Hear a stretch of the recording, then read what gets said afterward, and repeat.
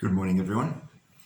Well, today we find in Matthew's Gospel that incident where the mother of James and John says to Jesus, Lord, in your kingdom, can one of my sons sit on your right and one sit on the left? And a response was basically, the response from Jesus was, you don't fully understand what you're asking here.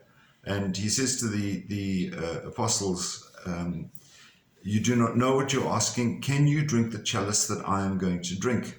And they say, we can.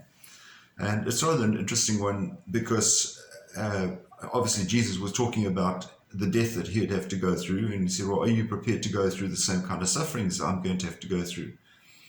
And kind of prophetic, I suppose, because most of the apostles, in fact, were martyred. Ironically, John wasn't. John went to the island of Patmos, where basically he lived out the rest of his life and wrote the book of Revelation.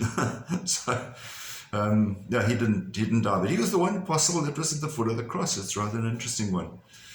So the question is then posed to us: can you drink the cup that I have to drink? And it's a real poser, it's a real challenge to us. Are we prepared to give up everything to suffer for Christ?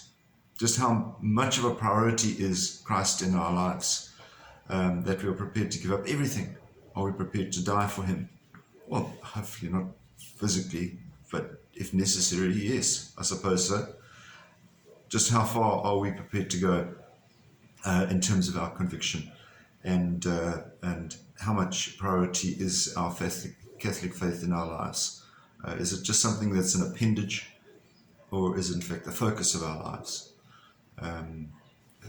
Sadly, as people are coming back from the COVID restrictions and so forth, we're not finding an avalanche of people yet. A lot of you are coming back to Mass, and that's fantastic. We're not finding that avalanche that perhaps we might have expected of people wanting to come. And so, just how important is your religion to you? We need to reflect on that during Lent, and just how much of a priority is it in our lives. You have a wonderful day, and you keep safe. God bless. Bye-bye.